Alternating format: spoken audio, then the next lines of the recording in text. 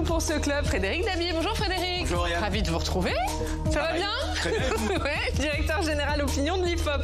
Et on accueille pour la première dans cette émission Daïk Auduit. Bonjour Daïk, merci beaucoup d'être avec nous, journaliste politique à France Info. On va parler avec vous du rejet des motions de censure sur les budgets. Sont-elles un répit temporaire pour François Bayrou ou vont-elles ouvrir des compromis sur d'autres textes? Vous nous direz ce que vous en pensez. Et puis le refus des socialistes de voter la censure semble bien avoir réactivé la guerre avec LFI. Va-t-on aussi assister à la guerre des droites ou plutôt la guerre des chefs au sein des LR? Ils n'ont plus de président depuis le départ fracassant d'Éric Ciotti.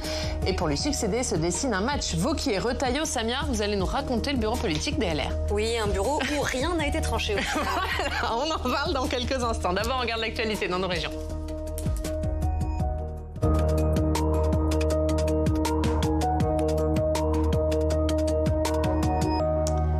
Et c'est l'heure de notre reportage en région. Fin 2018, en pleine crise des Gilets jaunes, Fabrice d'Allongeville est l'un des premiers élus à ouvrir sa mairie à Auger-Saint-Vincent, c'est dans l'Oise, pour recueillir les doléances de ses habitants. Depuis, il se bat pour que toutes les contributions soient rendues publiques, mais aussi pour recréer du lien entre la citoyen et la vie démocratique, à son échelle, celle d'une commune rurale. On regarde ce reportage de Jérôme Ravier. Fabrice d'Allongeville est maire d'Auger-Saint-Vincent depuis plus de 20 ans. Et son credo, c'est d'impliquer les citoyens dans la vie communale. Alors qu'en fin 2018, le mouvement des Gilets jaunes éclate, il fait partie des premiers maires à ouvrir sa mairie pour accueillir la parole des habitants.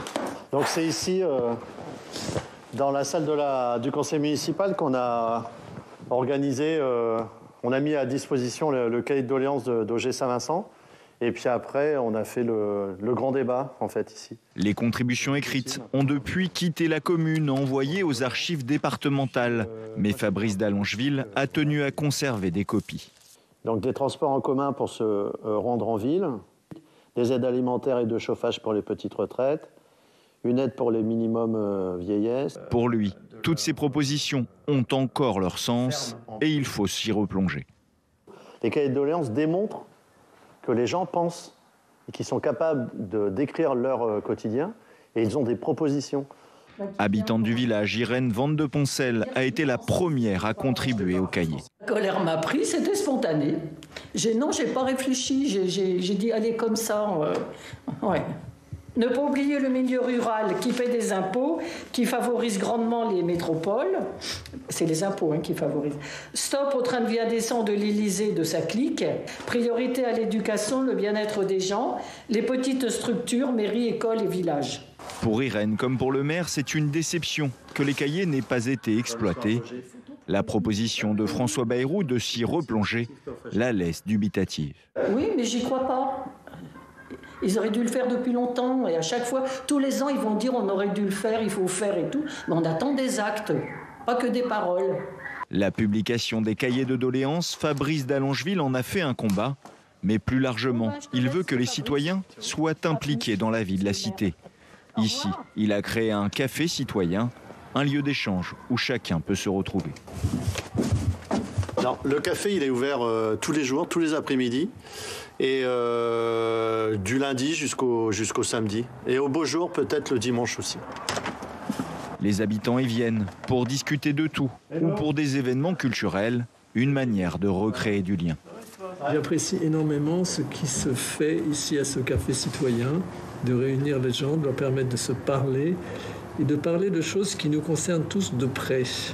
Ce café citoyen est aussi, depuis fin 2024, le siège d'une nouvelle initiative. Fabrice d'Allongeville a créé une association qui s'est donné une mission. En fait, il y a des collectifs citoyens qui vont déjà aux archives de leur département faire des photos des cahiers manuscrits. Donc ça, c'est une action qui est déjà en cours. Puis il y a d'autres collectivités, il y a des départements qui ont rendu aussi le corpus accessible. Et l'idée derrière, c'est de créer, d'avoir de plus en plus de collectifs pour rendre public nous-mêmes les cahiers de doléances. Un combat qu'il espère pouvoir mener à bien pour que les près de 20 000 cahiers de doléances du pays soient consultables par le public et que certaines des propositions soient reprises dans le débat politique. Frédéric Daïk, c'était l'une des solutions, ces cahiers de doléances pendant la crise des Gilets jaunes. Il y avait quand même une grosse attente des Français sur ce sujet. Est-ce que depuis, ça a un peu fait pchit ? Oui, clairement, et le reportage le montre, le regret que ces cahiers de doléances n'aient pas été exploités. Mais je nuancerai un des propos qui a été tenu. Ça a été dit, c'est que pour renforcer le lien entre les Français et les élus. Mais ce lien, il existe. Il est extrêmement fort entre les Français et les élus locaux. Il y a une étanchéité jamais vue entre la sphère politique nationale, on va y venir, où les politiques se parlent à eux-mêmes, je sauve mon budget, je sauve mon gouvernement, je m'oppose, je censure. On ne parle pas aux Français dans ce cadre-là. Et la sphère politique locale, où les élus locaux, je crois qu'il y a plus de 600 000 élus municipaux, un petit conseiller municipal, un maire adjoint, un maire, eux, ils agissent. Ils pèsent sur le cours des choses, ils transforment la vie et ils transforment la vie des citoyens. Et eux ne connaissent pas cette crise de l'écoute, si je puis dire. La crise du politique au national, c'est la crise du résultat. Le politique ne règle pas les problèmes. Et une crise de l'écoute n'écoute pas les préoccupations des Français. On le voit quand il y a des sujets où il y a un décalage très fort entre la sphère politique nationale, par exemple l'immigration, où le clivage gauche-droite est très fort, et ce que nous disent les Français, où ce clivage s'est beaucoup atténué. Donc c'est vrai que ces cahiers de doléances, s'ils étaient de nouveau remis en exergue, analysés, on n'aurait peut-être pas des choses, je vais faire de la publicité pour les sondages, très différentes de ce qu'on voit dans nos enquêtes quand on interroge qualitativement les Français, quand on les fait parler spontanément, mais ça serait un signe fort, mais les mises en cause, ça a été bien dit dans le reportage, ce ne sont pas les élus locaux, c'est plutôt l'affaire nationale. Est-ce qu'ils ont aussi montré une différence, Daïk, entre ce qui émerge dans le débat national et les préoccupations des Français dans leur quotidien ? Pas forcément, parce qu'a priori, ce qui ressort de ces cahiers de doléances, c'est une volonté d'une démocratie un peu plus directe, que l'on connaît par ailleurs ces demandes-là, ou cette demande-là, cette inquiétude-là. Un sentiment d'abandon des zones rurales, parce qu'il n'y a pas assez de services publics, pas assez de transport. Et puis, de ne pas vivre de son travail. Toutes ces opinions, elles sont observées par Frédéric et par, encore une fois, les politiques. C'est un formidable outil, ces cahiers de doléances. C'est 20 000 cahiers, 200 000 contributions, mais c'est un outil formidable pour qui ? Pour les historiens, pour les sociologues, parce que c'est peut-être déjà de l'histoire, en tout cas de l'histoire immédiate, mais il y a 5 ans. Donc pour comprendre ce mouvement qui est assez atypique, oui, c'est un formidable outil. Pour les politiques, est-ce que c'est ou pour nous, journalistes ou sondeurs, est-ce que c'est pas déjà un peu tard, 5 ans ? Certes, l'idée, c'est de comprendre les raisons de ce mouvement, qu'on va qualifier de mouvement de révolte ou de colère, avec des guillemets, pour qu'il ne se reproduise pas. Mais c'était il y a 5 ans, est-ce que ça n'a pas un peu changé ? Et puis, pour aller faire ce que dit Frédéric, c'est que ça ne surprendra pas les élus locaux qui entendent le même discours lors de leur permanence électorale. Donc oui, c'est un formidable outil, mais peut-être déjà pour ceux qui vont se pencher sur ce début du XXIe siècle en France et peut-être sur le double quinquennat d'Emmanuel Macron. Oui, un tout petit mot. Ça me rappelle un petit peu ce regret. Vous vous rappelez du Grenelle de l'environnement ? Il y avait eu un appel à contribution. Il y avait eu énormément, peut-être pas 200 000, mais il y avait eu beaucoup de Français qui s'étaient exprimés. Et il y avait eu après le regret que ça n'avait pas vraiment été exploité. On va passer à l'actualité politique. On continue avec l'actualité politique. François Bayrou qui a donc échappé hier à la censure par 2 fois, le RN et le PS ayant choisi de ne pas la voter. Un choix qui a provoqué de vives tensions entre insoumis et socialistes. Yann Effelet. Vous avez la parole. François Bayrou avance avec prudence lorsqu'il se dirige hier vers la tribune pour défendre son gouvernement. À 18h, il comprend qu'il reste Premier ministre. La motion de censure des Insoumis n'est pas votée par le Rassemblement national, ni par la plupart des socialistes. Pour l'adoption, 128. La majorité requise n'étant pas atteinte, la motion de censure n'est pas adoptée. Opération renouvelée à 20h sur un volet du budget de la sécurité sociale et même conclusion. 128 députés pour la censure, 6 socialistes sur les 66 du groupe. De quoi secouer l'alliance de gauche. En meeting à Angers, Jean-Luc Mélenchon tire sur le PS. La bassesse des fausses oppositions, qui au moment où elles auraient dû toutes se montrer conformes à ce qu'elles prétendent être, ont abandonné la ligne de combat, déserté la tranchée. Olivier Faure répond aux attaques. Pour lui, le nouveau Front populaire a pour objet de barrer la route à l'extrême droite. Jean-Luc Mélenchon n'a absolument aucune légitimité sur qui que ce soit. Et donc moi, je considère que le Front populaire est une coalition où chacun conserve sa propre autonomie. L'alliance semble rompue, comme en témoigne ce visuel des Insoumis. Olivier Faure réagit. Viendra sans doute le moment des excuses. Daïk, d'abord, avant de parler de cette guerre entre LFI et le PS, est-ce que la stratégie de François Bayrou s'est révélée payante ? Est-ce qu'il a bien joué sur le budget ? celle de pouvoir obtenir une majorité. Oui, il a bien joué. Après, la question, est-ce que c'est grâce à lui, grâce à son habileté manœuvrière, ou c'est simplement grâce aux circonstances, parce que c'était le numéro 2 ? Puisque l'argument quand même qui a été avancé par tous les débatteurs, ceux qui se sont exprimés, les orateurs hier, c'est de dire, en gros, ce budget, il est mauvais et pas terrible, mais il faut qu'il y ait un budget. Et donc, est-ce que ça aurait marché pour n'importe quel Premier ministre après Michel Barnier ? Celui-ci avait dit « j'ai essuyé les plâtres ». Ben peut-être qu'en effet, n'importe qui serait arrivé après, ben ça serait passé comme ça. C'est un peu provocateur de dire ça, mais on peut se poser quand même la question. Et ça pose la question pour comment François Bayrou va ensuite gouverner.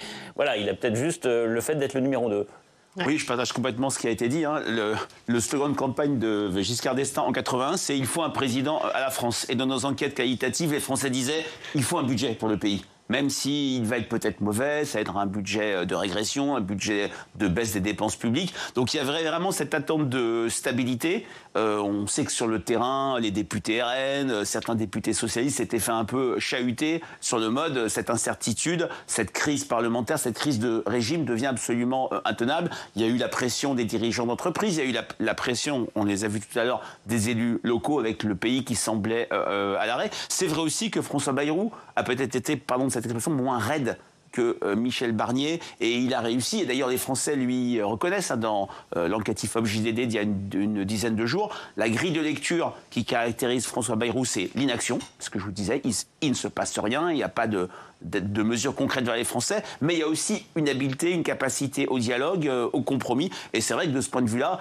une censure oui, deux censures, c'était peut-être quelque chose de trop pour l'opinion.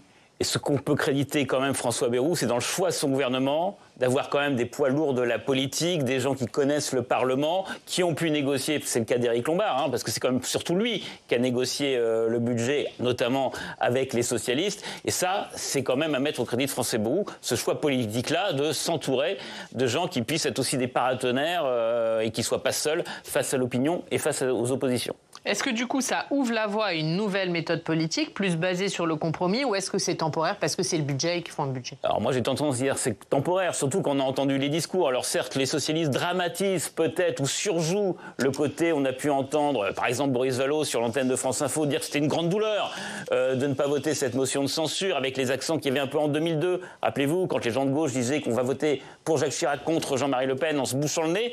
Donc ça n'avait pas contribué qu'on allait gouverner avec Jacques Chirac. Donc oui, quand on est dans ce discours, on peut ne pas être trop optimiste de ce point de vue-là, de trouver des compromis. Mais après, l'enjeu de François Bayrou, c'est pas de présenter au Parlement des projets de loi clivants, mais plutôt de présenter des projets de loi où il y aura une forme d'unanimité, la loi agricole, la loi sur le narcotrafic ou encore la fin de vie. Même si ça peut être clivant, c'est pas forcément gauche-droite, c'est des clivages qui sont un peu plus subtils. Et puis il y aura deux projets de loi où là, il aura peut-être des gains politiques, mais ça ne sera pas lié à un compromis. Ça sera lié plutôt à un consensus, ce qui n'est pas tout à fait la même chose. Oui, je partage complètement ce qui vient d'être dit.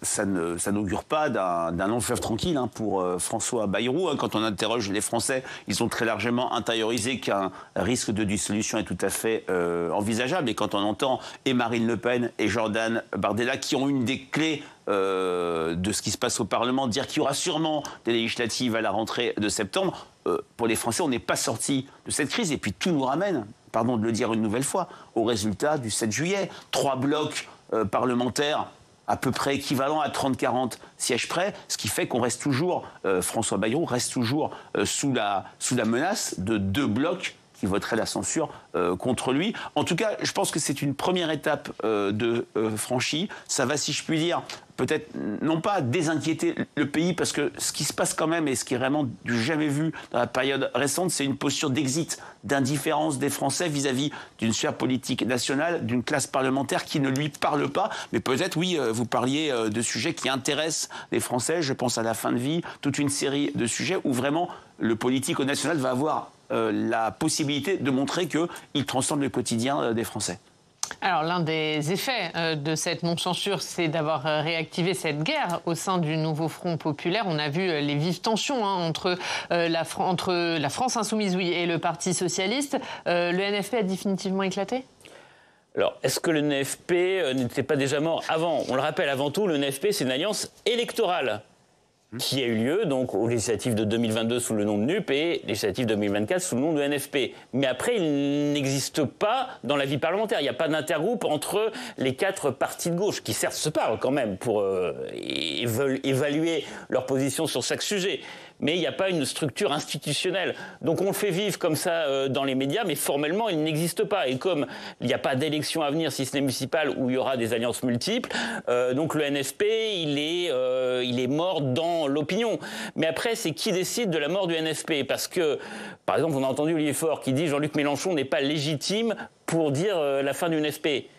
Il est légitime, Jean-Luc Mélenchon, pour parler de ça. Mais ce n'est pas le seul qui est légitime. Ouais. C'est là où est le nœud de ce qui se passe depuis hier soir. Donc qui peut prononcer la mort du NFP? C'est pas Jean-Luc Mélenchon, c'est l'ensemble des partis. Et donc la question, c'est qui isole qui? Et c'est ce qui est en train de se jouer actuellement. Mais Jean-Luc Mélenchon a quand même un avis à donner sur la fin du NFP, contrairement à ce que dit Olivier Faure. Enfin, je trouve quand même que symboliquement, il y a une fin du NFP quand on regarde les propos très durs tenus par la France Insoumise, traîtrise, etc., forfaiture, et surtout cette affiche. Parce que cette affiche, c'est mettre au même plan Olivier Faure et Marine Le Pen. Qu'est-ce que c'est? Je reprends ce que vous dites, que le NFP, au soir du 9 juin, qui s'est constitué entre le 10 et le 12 juin, de manière extrêmement rapide. C'était une alliance électorale parce qu'il y avait un danger RN.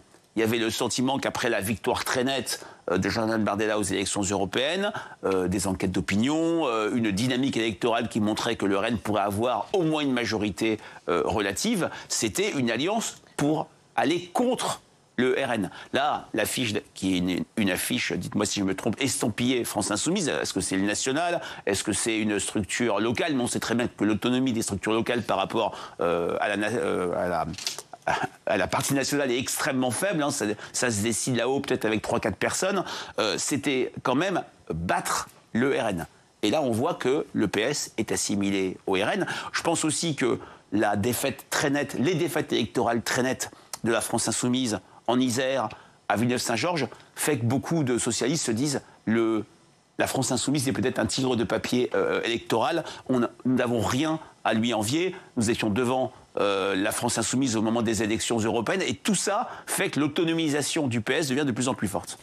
Mais cette affiche est quand même une erreur, je pense, pour Jean-Luc Mélenchon ou pour les Insoumis, parce que ça l'isole au sein du NFP. Parce qu'encore une fois, avec le vote de non-censure, c'était le PS qui était isolé, puisque les communistes, les écologistes et les Insoumis ont voté cette censure. Les écologistes et les communistes qui étaient prêts, on va dire, à pardonner cette incartade, si on prend un vocabulaire sentimental, aux socialistes.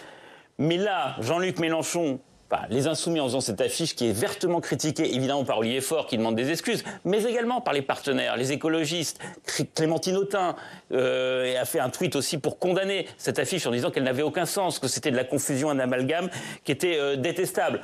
Donc du coup, c'est Jean-Luc Mélenchon, les Insoumis, qui sont à nouveau isolés.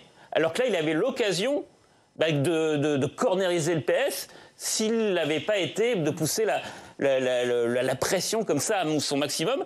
Mais en fait, ce qui se passe, c'est que tout le monde sait que Jean-Luc Mélenchon sera candidat à l'élection présidentielle. Les autres estiment qu'il ne peut pas être le candidat unique de la gauche, donc il y aura un autre candidat. Et là, il faut assumer vis-à-vis de l'opinion qui est responsable de la fin du NFP ou de ce qu'on va plutôt dire d'une désunion à gauche de candidature, en tout cas pour l'élection présidentielle. Est-ce que vous arrivez déjà à le mesurer, Frédéric? Comme je le disais, il n'y a pas besoin de sondage. La dernière fois que le PS et LFI se sont mesurés de manière autonome, c'est les élections européennes. Alors une élection qui n'est pas centrale, une participation qui a été forte mais qui ne concernait que 52% des Français. Et c'était 14,5% pour PS Place Publique et 9,8% pour la liste de Manon Aubry. Maintenant, on a vu aux élections législatives que dans les seconds tours, le vote d'élimination, le tout sauf LFI, a été plus fort que le tout sauf PS. Quand on voit que les difficultés, et on l'a vu dans les partiels de la France Insoumise, à élargir son socle et éviter ce vote d'élimination. On verra de quoi, si je puis dire, demain sera fait. Il va y avoir ces élections municipales, même si je rappelle devant nos téléspectateurs qu'autour de la table, personne ne peut dire quelle sera à coup sûr la prochaine élection soumise aux Français. Un référendum au mois de juin ou septembre, des législatives en septembre-octobre, les municipales, on le sait, ça sera en mars 2026. Et tout ça, s'il y a des législatives, quid d'un replâtrage d'une union de la gauche pour faire face à un danger RN? Je pense que pour les Français, le NFP, c'est une coalition électorale. Ce n'est absolument pas une coalition d'idées quand on voit les les déchirements et les lézardes programmatiques au sein des différents partenaires. La seule certitude, c'est qu'il n'y aura pas d'élection sénatoriale. C'est la seule chose sur laquelle on peut s'engager. C'est bien de remettre les choses en place. Allez, on a vu ce qui se passe du côté de la gauche, on va voir ce qui se passe du côté de la droite, des LR. Est-ce qu'on va vers une guerre des chefs entre Bruno Retailleau et Laurent Wauquiez? Le bureau politique des Républicains s'est réuni hier. Qu'est-ce qu'il en est sorti, Samia? Eh bien, pas grand-chose, hein, Ryan. Les Républicains ont tout simplement repoussé les décisions à plus tard. Alors pourquoi est-ce qu'ils ont réuni leur bureau hier? Pour lancer une refondation, histoire de sauver un parti qui a quand même failli disparaître en juin dernier après l'accord qui avait été scellé par l'ancien président Éric Ciotti avec le Rassemblement national, parti qui depuis donc n'a plus de chef. Alors forcément, bien, ça aiguise les appétits. Qui va prendre la tête des Républicains? Un combat est en train de se jouer entre Laurent Wauquiez, patron des députés LR, et Bruno Retailleau, ministre de l'Intérieur, dont la cote de popularité est en train de s'envoler. Alors la veille de ce bureau, les deux hommes ont dîné ensemble. Et Laurent Wauquiez aurait mis en garde son rival sur le risque d'engager une guerre des chefs. Un contexte tendu, donc vous l'aurez compris. D'ailleurs, aucun des deux n'a pris la parole à la sortie du bureau hier. Tous les autres participants se sont évertués à marteler un seul mot d'ordre. Tout s'est bien passé, il n'y a pas de guerre des chefs, mais une saine compétition entre deux concurrents. Regardez. Nous avons beaucoup de richesse dans notre mouvement politique. Et d'ailleurs, les autres partis nous envient parce qu'ils ne sont pas capables de produire même un seul Laurent Wauquiez ou un demi-Laurent Wauquiez ou un quart de Bruno Retailleau. Donc, nous avons un problème inverse à celui des autres partis. Nous avons plein de gens brillants. Il reste juste à trouver la manière dont on va arbitrer, je dirais, les projets. Alors justement, comment le parti va arbitrer les projets entre les deux hommes? Eh bien, rien n'a été tranché hier. Comment désigner le nouveau président des LR? Comment changer le nom du parti? La décision a été repoussée à plus tard. Il y aura un nouveau bureau dans 15 jours, puis un congrès d'ici avril ou mai pour désigner le nouveau président du parti. Mais c'est encore assez flou, vous allez voir. Pour le moment, on n'en est pas à l'élection présidentielle ni à l'élection dans la présidence du parti, même si c'est un vrai sujet. Est-ce qu'on fait passer l'élection à la présidence du parti avant un congrès sur le projet? Est-ce qu'on fait l'inverse? Les deux options sont dans le débat. Il y a donc un débat sur la méthode. Le nouveau président du parti serait a priori plutôt élu lors du prochain congrès. Mais le président du parti, ce n'est pas forcément le candidat à l'élection présidentielle. Lequel faut-il désigner en premier? Comment faire? Pour l'instant, il n'y a aucune réponse. Et les vieux démons du passé, ceux de la division, guettent clairement les Républicains. Merci Samia. Daïk, c'est le retour de la guerre des chefs au LR? C'est le début. C'est pas encore si la guerre est déclarée, mais chacun a son petit camp là et se prépare à mener la bataille. Il y a eu hier une obscure discussion de procédure sur le calendrier. Est-ce qu'il fallait aller des élections au mois de juin parce qu'il faut qu'il y ait un tel nombre de jours après une réunion du bureau politique? Ça, c'était plutôt la position de Laurent Wauquiez. Et puis Bruno Retailleau qui plaidait l'idée il faut qu'il y ait une élection un président du parti le plus tôt possible parce qu'on ne sait pas, il peut y avoir une dissolution, il peut y avoir un chaos politique. Et on sentait que derrière cet enjeu incompréhensible de procédure, il y avait quand même cette idée-là que Laurent Wauquiez attend peut-être que Bruno Retailleau puisse être moins populaire et que Bruno Retailleau accélère parce qu'il veut profiter de sa popularité actuelle dans les sondages. Après, le problème, c'est qu'on ne connaît pas les règles du jeu. Et tout se joue autour de comment est désigné le candidat à l'élection présidentielle. Si c'est une primaire aux seuls militants ou ouverte sur l'ensemble de la population, il n'y a pas besoin de prendre le parti. S'il n'y a pas de primaire du tout, il faut prendre le parti. Si c'est une primaire que pour les militants, il vaut mieux quand même prendre le parti. Et j'en termine en sachant qu'hier, Laurent Wauquiez a proposé de créer un statut du sympathisant, qui est donc il n'y a pas besoin d'adhérer, donc il n'y a peut-être pas besoin de payer, qui laisse l'idée qu'on se garde la possibilité d'une primaire à moitié ouverte, mais qui ne soit pas réservée aux seuls militants. Bon, voilà, avant de se positionner, il faut quand même connaître les règles du jeu. C'est le principe, quand on joue un jeu, on aime bien connaître les règlements. Alors, ce qui est merveilleux en entendant Daïk, c'est qu'on rajeunit de 4 ans en pensant à ce qui s'est passé en 2021 pour désigner le candidat à la présidentielle. On rajeunit de 12 ans et demi en pensant à la guerre Copé-Fillon de septembre-octobre 2012. Mais ce qui est très gênant, on sait très bien à quel point les sympathisants LR, UMP, les sympathisants de droite, il en reste encore beaucoup, dans un contexte où le macronisme faiblit, ne supportent pas cette guerre des chefs. C'est l'histoire de la droite, depuis Chaban-Chirac, Giscard Chirac, jusqu'à, on va dire, Copé-Fillon ou d'autres. Donc, dans un moment où la droite relève la tête, on le voit dans les élections partielles, très nettement en tête dans la circonscription des Hauts-de-Seine à Boulogne, vainqueur à Villeneuve-Saint-Georges, score honorable dans l'Isère où la candidate de droite gagne 12 ou 15 points par rapport à 2024. Je pense que ce serait très préjudiciable de remettre encore le couvert sur une guerre des chefs, même si c'est vrai qu'on retrouve des invariants qu'on peut faire remonter à Chirac, Balladur, un politique de droite qui connaît, vous l'avez dit, une véritable ascension fulgurante chez les Français, Bruno Retailleau, le chef légitime, Laurent Wauquiez, qui n'a pas cette même dynamique. Voilà, on retrouve des ferments bien connus du passé. Un mot, Frédéric, puisque vous avez testé le regard des Français sur Bruno Retailleau. Oui, dans une enquête IFOP pour Valeurs Actuelles, c'est intéressant de voir qu'il est préféré à Laurent Wauquiez, mais vous le faisiez remarquer auprès des sympathisants hier. Et c'est vrai que cette idée du statut du sympathisant est extrêmement intéressant, parce que les sympathisants, c'est ceux qui sont allés voter à la primaire de 2016. C'est pas... Ils sont moins radicalisés, ils sont différents des militants. Et dans cette enquête, on voit un cœur d'image plutôt excellent pour Bruno Retailleau, parce que lui, à la différence des élus nationaux tels qu'on les voit, il est dans une posture d'écoute. On a le sentiment qu'il prend en charge l'inquiétude des Français sur l'insécurité et qu'il a déjà agi. Il était, avant son entrée au gouvernement, dans les bas-fonds du baromètre IFOP fiducial pour Match et Sud Radio. Et là, il s'est construit très rapidement une image, on le voit, compétence, proximité à l'égard des préoccupations des Français. Ça, c'est auprès de tous les Français, auprès des sympathisants de droite. Il a des scores systématiquement majoritaires et également au RN. Un dernier mot rapidement, Daïk, il nous reste 20 secondes. Est-ce qu'il a trop tardé, Laurent Wauquiez? Est-ce que du coup, Bruno Retailleau a sa cote qui remonte en flèche? Surtout, l'intuition de Laurent Wauquiez, c'est qu'il ne fallait pas participer au gouvernement. Et finalement, il a cédé déjà par rapport aux injonctions des troupes LR. Bruno Retailleau était rentré au gouvernement. Laurent Wauquiez aurait pu, mais à Bercy, ça n'aurait pas été la même chose qu'à Beauvau. Il a refusé. Voilà, il pensait que tout se jouerait au Parlement. C'est pour ça qu'il a voulu être président du groupe. Il s'aperçoit que peut-être ça se joue encore dans les gouvernements, même si celui-ci est assis sur un socle très fragile. Allez, on suivra tout ça. Vous restez avec nous. Regarde, c'est la une de la presse régionale.